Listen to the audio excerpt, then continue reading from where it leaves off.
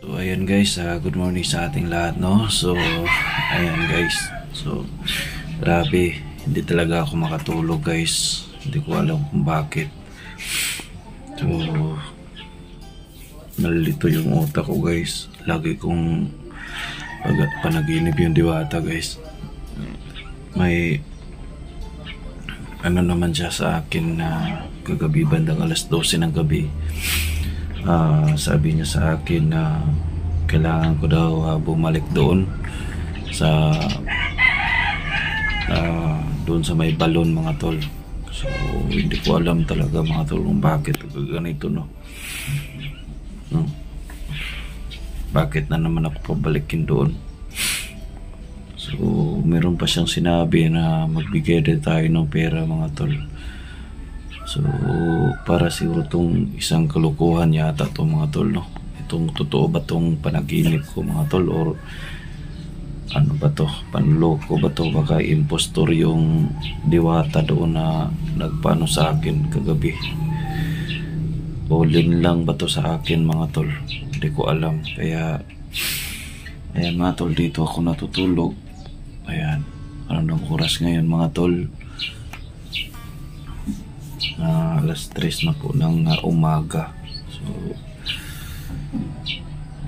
bali half hour lang po ako nakatulog mga tol, dahil sa panaginip na hindi ko alam kung totoo ba yung mga panaginip ko na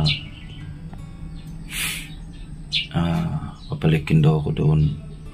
Gusto daw ng diwata na magbigay daw ako ng pera na 5,000.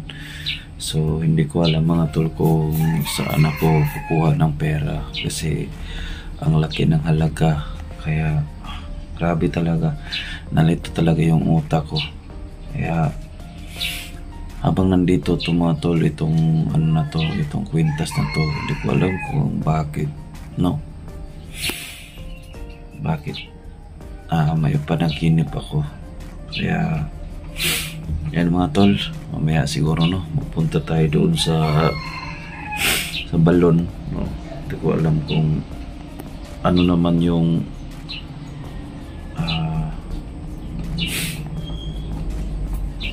tawag nito, ano naman yung mission natin doon, no, pagdating natin.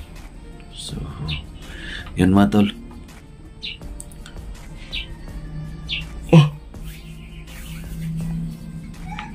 Abangan nyo na ang pagpunta ko doon.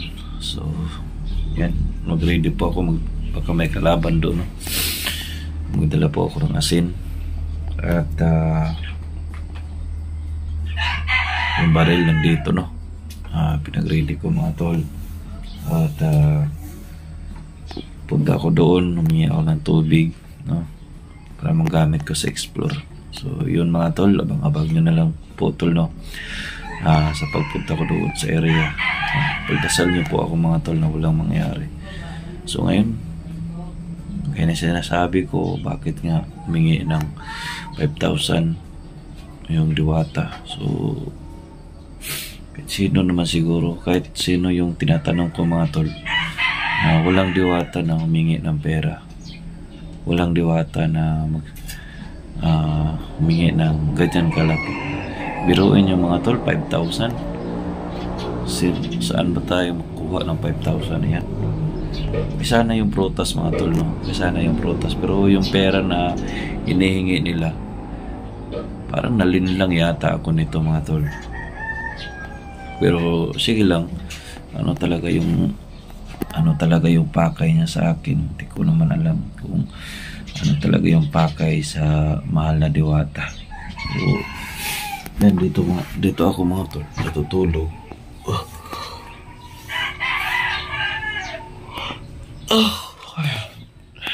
Grabe mga tol, yung mata ko guys, oh. Tingnan niyo yung mata ko guys. Walang tulog guys, nagluwa-luwa na yung mata ko guys. Gusto ko makatulog pero parang merong ano sa akin ba, parang gusto ng diwata ano ko yung panaginip ko, mapokus sa kanya. So hindi naman siya nagpapakita sa panaginip ko guys, tapos hindi naman siya nagsabi ng totoo kung ano talaga yung pangalan niya. So nagsabi lang siya yung may-ari sa balon, no, may wagang tubig. So Diwata lang yung ano niya, yung pangalan niya. So yung real name talaga niya hindi siya nagsabi, kasi may mga diwata doon mga tol na sila Hilin, si Iba, si Hadia, at hindi ko alam kung ano talaga yung mga pangalan niya. Mga babait yun na diwata. So sa akin mga tol, parang masama ba tong panaginip ko? So hindi ko alam. Kaya ito yung utak ko, guys.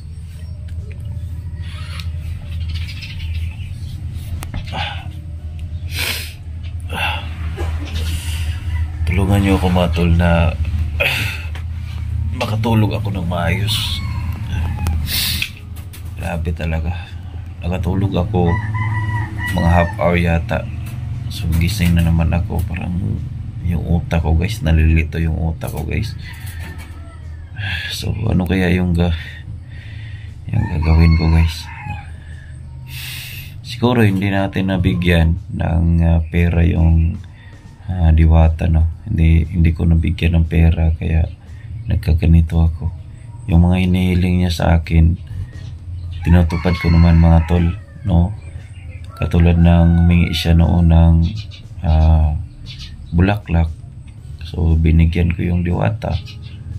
So binigyan ko din siya ng prutas pagkatapos ng New Year, kasi sabi niya sa panaginip ko na kailangan ko na siyang puntahan na, kasi wala siyang handa. So ngayon pinuntahan ko mga tol. Supposed to be, bakit nagkaganito na lagi siyang humingi sa akin? So bandang alas 12 ng gabi, yun, no, panaginip na naman, panaginip. Kailangan ko siyang puntahan doon. Okay sanang makausap ko siya mga tol, no, doon sa may balon. Hindi naman siya nagpapakita. So sa panaginip ko, sobrang ano talaga mga tol, yung makikita mo sa panaginip mo, yung di mo maintindihan yung mukha niya, pero maputi yung diwata.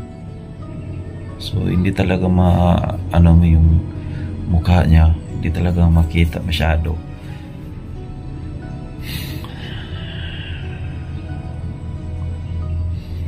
Tuin yung mga tol, humingi ng 5,000. Ako, Diyos ko, ano na kaya yung isusunod niyang hingiin sa akin? Baka sa sunod naman is sasakyan o di aeroplano. Ano kaya yung isusunod niya sa akin mga tol, no? Ngayon humingi ng pera. Ano na kaya yung kasunod niyan? O ano na kaya yung kasunod ng hihingiin ng diwata? So hindi ko alam kung ano kaya yung hihingiin niya.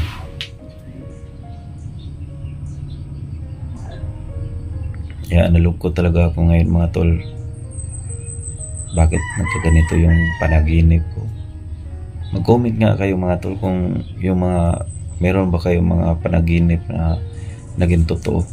Kasi sa akin parang totoo to eh. Totoo ba to or hindi ko alam.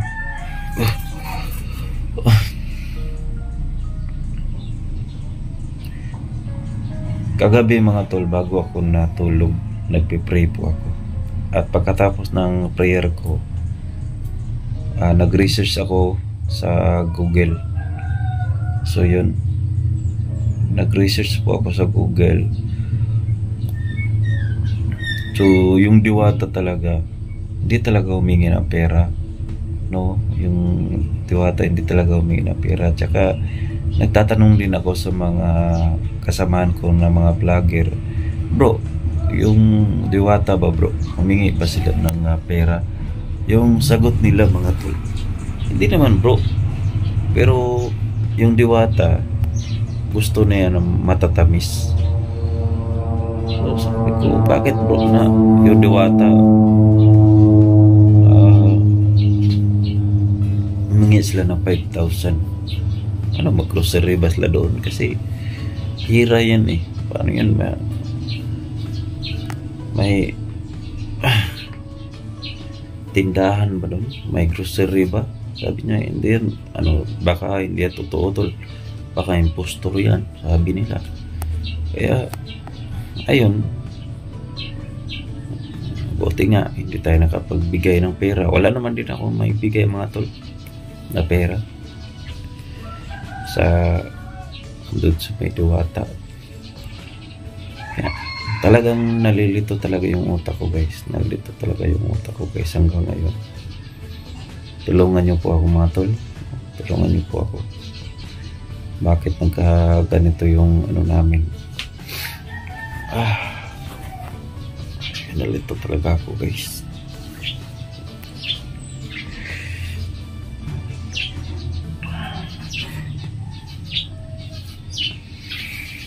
Kahit sino naman siguro mga tol, no, malito talaga sa ganitong mga pangyayari. Sa mga viewers natin dyan, no, sa mga viewers dyan, nakasubaybay sa ating panaginip sa balon. No? Marami kasing humingi ng tubig sa balon mga tol. Kaya gusto tayong kumuha ng tubig. Nagdala na po ako mineral. Ayun guys, nanguy up pa rin tayo guys. Gusto tayong matulog guys. Pero hindi tayo makapikit ng mata natin. Lagi tayong nagkaganito yung ano natin. Gusto sana akong kumuha ng tubig sa balon mga tol. Kasi protection din yan. Protection din yan sa bawat explore namin mga vlogger. Kaya gusto kong kumuha ng tubig sa balon. Biruin yung mga tol, pagpunta ko doon, nakita naman siguro yung video, no? Sana na wala kasing intense itong video ko eh. Sana mapanood nyo mga tol hanggang dulo sa video, mula simula hanggang dulo. Sana mapanood yung mga tol para magasubaybay talaga kayo. Ano talaga yung nangyari sa akin, ano talaga yung sitwasyon ko. Kasi pagpunta ko doon mga tol, gusto kong kumuha ng tubig. Nagdala ako ng mineral. Tapos biruin yung mga tol, yung tubig is mainit. First time ko po yun nangyari. First time na nangyari sa buhay ko. Yung tubig uminit. Tapos ayun, hindi ako makakuha. Ay Diyos ko Lord, ano kayang nangyari dito sa mundo na to?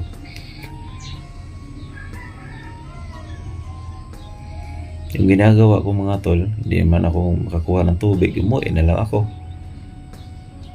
No? Umuwi na lang ako. Sobrang hirap talaga mga tol. Hindi ko alam kung bakit. First time ko yun eh. First time ko po yun na nangyari sa buhay ko.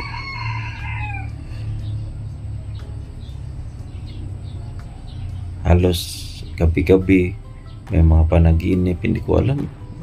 Kagabi sabi niya kailangan ko daw magpunta doon, pero wala naman siyang sinasabi na ano daw yung wala naman siyang inihingi. So kailangan ko daw magpunta lang doon pagka magpapakita yung Diwata mga tol. Magpapakita yung Diwata. Kailangan ko papuntahin doon sa balon. So ayun mga tol, no? Salamat sa inyong ano guys, sa papanood nyo guys sa mula simula, no? So thank you guys, no? I-share itong video guys, mga pangyayari natin sa buhay, no? Sana lagi kayo makasubaybay sa ating video. Ayun guys, so the next video lang, ano lang i-share, nag-share ko lang sa ano ko, sa pangyayari ko sa buhay ngayon. So, sana ano man yung mga panaginip ko guys, sana hindi masama, sana hindi makaapekto sa akin. So yan guys, no, ipagdasal nyo po ako. Pwede kayo mag-comment for suggestion, ano man yung mga comment nyo dyan para mabasa ko. At huwag kalimutan guys, mag-subscribe, mag-share itong video. Maraming salamat sa inyong suporta sa akin guys, no. Salamat talaga. Kung ano man yung maiko-comment nyo dyan mga tol, babasahin ko yan para po sa akin yan. Yung mga ano nyo dyan, no, mga magagandang comment, sana hindi nyo po ako ibabas. At hindi naman ako naggawa ng masama. So pwede kayo mag-comment dyan, ano po yung gagawin ko, ganito DJ, para mag-guide ka. Meron nga akong itatanong sa inyo mga tol. Sana masagot nyo mga viewers, totoo ba yung panaginip guys? So ito yung masasabi ko sa inyo, totoo ba yung panaginip, no? Yun po yung hinihintay ko na sagot sa inyo. Totoo ba yung panaginip? Kung may panaginip kayo mga tol, naging totoo ba? Yun po yung katanungan natin.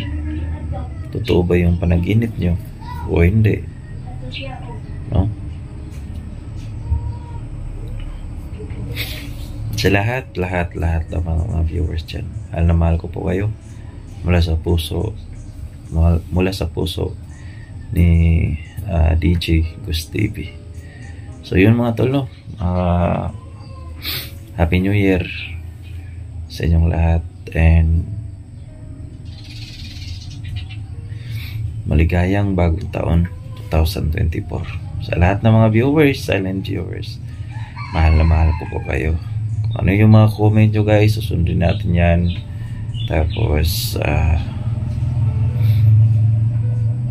ayun mga tol.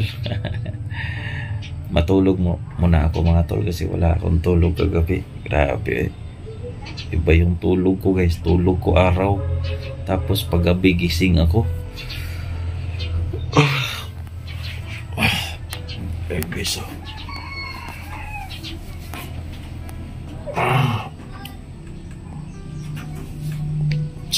Sobra paglabig dito guys, di pa ako makatulog. Good night po sa inyo guys, matulog muna ako. O ayan guys, yung mata ko guys, oh, parang inchikoy na. Parang ano na guys to, parang napupuno ng muta yung mata ko guys. Hindi ko alam kung bakit. Dahil siguro to sa walang tulog guys. So yan o, grabe ka ibags guys. So parang na akong wakwak nito guys. Natulog ako ng araw, gabi gising. Buisit talaga tong diwata na to. Lagi akong may panaginip sa kanya. Ay Diyos ko Lord. Tulog muna ako guys, no. Good night sa inyong lahat. I love you.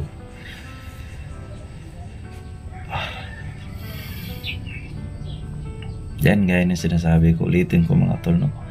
Totoo ba yung panaginip guys? Yun po yung ano ko sa inyo. Mag-comment kayo sa ibaba guys, totoo ba yung panaginip?